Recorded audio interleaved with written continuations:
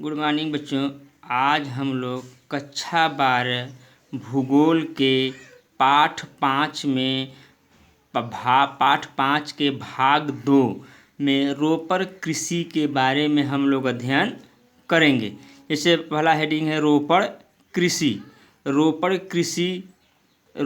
कृषि से आशय रोपड़ कृषि से आशय उस कृषि से है जिसमें पौधे लगाकर बागों में व्यावसायिक फसलों का उत्पादन किया जाता है। देखिए, रोपड़ कृषि से आशय उस कृषि से है जिसमें पौधे लगाकर बागों में, जैसे ऐसे खेती जिसमें बागान लगा के खेती की जाती है, फसलों का उत्पादन किया जाता है, अतः इसे बागानी कृषि भी कहा जाता है।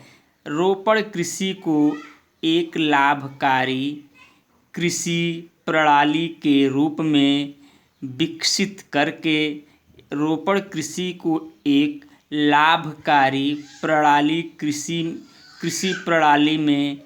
कृषि प्रणाली के रूप में विकसित करके जिसमें चाय, कॉफ़ी, रबड़, कोको, केला, गन्ना तथा अनानास आदि फसलें उगाई जाती है। देखिए, रोपड़ कृषि से जो बागानों में कृषि लगाए थे उससे हम लोगों को अधिक से अधिक लाभ भी होता है। और उससे बागानों में से आपका केला हुआ, चाय हुआ, रबड़ हुआ, केला, गन्ना, ये सब से अनानास, ये सब बागानों में लगाए थे और इस कृषि से अधिक से अधिक हमको लाभ भी प्राप्त होता है। रोपड़ कृषि की मुख्य विशेषताएं निम्नलिखित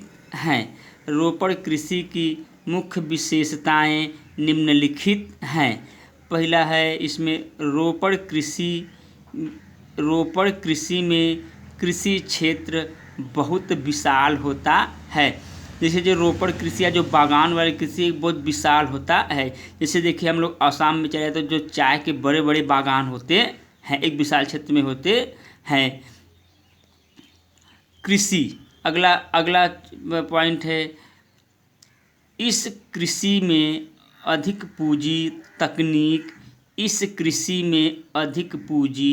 तकनीक, उच्च प्रबंधन तथा वैज्ञानिक विधियों का प्रयोग किया जाता है। देखिए, इस कृषि जो रोपड़ कृषि होता है, इस कृषि में उच्च प्रबंधन तथा वैज्ञानिक विधियों का प्रयोग किया जाता है। देखिए, कई विभिन्न तरीकों से इसकी खेती की जाती है। वैज्ञानिक विधियों द्वारा से अच्छी पैदावार, उसमें इस पैदावार अच्छा करने के लिए वैज्ञानिक विधियों का भी प्रयोग किया जाता है। अगला पॉइंट, रोपड़ कृषि में एक फसल के उत्पादन पर ध्यान दिया जाता है। देखो, जैसे रोपड़ कृषि होती है, जैसे हम लोग बागान, चाहे एक फसल, चाहे अगर हम चाय की बागान ले ले, चाहे केले का बागान ले ले, चाहे गन्ना, एक फसल पे इस पे क्या होता है, विशेष ध्यान दिया जाता है, क्योंकि एक फसल पर ध्यान उसमें पैदावार अच्छी होती है। अगला पॉइंट, रोपड़ कृषि में उद्योगों के लिए कच्चे माल उगाकर खूब धन कमाया जाता है। देखिए, रोपड़ कृषि जो होती है, जब बागान जैसे होते हैं उसमें कच्चे माल उत्पादन करके, जैसे सूती वस्त्र के कच्चे माल जो होते हैं, कच्चे माल जूट, कपास, इन कच्चे मालों का प्रयोग करके लोग अधिक से अधिक धन कमाते हैं। अगला हेडिंग है, रोपड़ कृषि का क्षेत्र। रोपड़ कृषि साम्राज्यवादी शक्तियों की देन है। देखिए, जो रोपड़ कृषि है वह आज से नहीं, साम्राज्यवादी शक्तियों की देन है। अतः फ्रांस के लोगों ने पश्चिमी अफ्रीका में कॉफ़ी तथा कोकोआ के बाग, कोको जिसे हम लोग कहते हैं कॉफ़ी के बाग लगाए ब्रिटेन वासियों ने भारत और श्रीलंका में चाय के बाग लगाए और इंडोनेशिया में रबड़ के बाग और पश्चिमी द्वीप समूह में गन्ना तथा केले की रोपण कृषि प्रारंभ की। देखिए ब्रिटेन के लोग भारत और श्रीलंका में चाय के बागान लगाए। देखिए इसे चाय के बागान लगाए तो इससे क्या होता है, ये लोग अच्छे से अधिक से अधिक लाभ कमाना चाहते थे। जैसे ब्रिटेन के लोगों ने भारत में अपनी कंपनियां स्थापित की तो भारत से कच्चे माल लेकर जाते थे और अधिक से अधिक उससे लाभ भी कमाते थे। और चाय के बाग और इंडोनेशिया में रबड़ के बाग और पश्चिमी द्वीप समूह में गन्ना तथा केले की रोपण कृषि प्रारंभ की। इन सब जगहों पे रोपण कृषि प्रारंभ की गई। अमेरिका के लोगों ने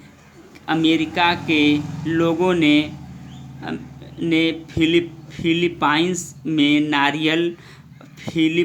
में नारियल व गन्ना के बाग लगाए। अमेरिका के जो लोग हैं उन्होंने फिलीपाइंस में नारियल के बाग और गन्ना के बाग लगाए, नारियल की खेती की और गन्ना खेती की। ब्राज़ील में कहवा के विशाल बागान आज भी, ब्राज़ील जो है वहाँ पे कहवा के विशाल बागान आज भी यूरोपीय शक्तियों के नियंत्रण में बने हुए हैं। कहवा जिसे हम लोग कहते हैं कॉफ़ी जिससे कॉफ़ी बनाया जाता है, उसके विशाल बागान आज भी यूरोपीय शक्तियों के नियंत्रण में उनके अधीन बने हुए हैं। उनका अधिकार भी है, बने हुए उनके अधीन जो बने हुए हैं। वर्तमान में अधिकतर बागों पर सरकारों का नियंत्रण बना हुआ है। देखिए उसमें तो यूरोपियों का वर्तमान समय में अधिकतर जो ऐसे बागान हैं उस बागान पे सरकार का नियंत्रण है। अधिकतर जो ऐसे बागान होते हैं उन पे सरकारों द्वारा नियंत्रण है। विस्तृत वाणिज्य अनाज कृषि सघन जनसंख्या के लिए, जहाँ देखो घनी जनसंख्या, अधिक जनसंख्या रहती है के लिए सतत पोषणीय व्यवस्था करने के लिए मध्य अक्षांशों के सघन जनसंख्या के लिए सतत पोषणीय व्यवस्था करने के लिए मध्य अक्षांशों के अर्ध शुष्क प्रदेशों में विस्तृत वाणिज्य कृषि का प्रचलन है। देखो जहाँ सघन जनसंख्या अधिक होती है वहाँ पे इस कृषि का प्रचलन है। जो मध्य अक्षांशों में अर्ध शुष्क प्रदेशों में विस्तृत वाणिज्य कृषि का प्रचलन है। इस कृषि में गेहूँ, मक्का, राई, जई आदि अनाज उगाए जाते हैं। देखिए इस कृषि में गेहूँ, मक्का, अनाज, राई आदि कृषि उगाए जाते हैं, परंतु गेहूँ इसका मुख्य उत्पादक है। देखिए गेहूँ इसका मुख्य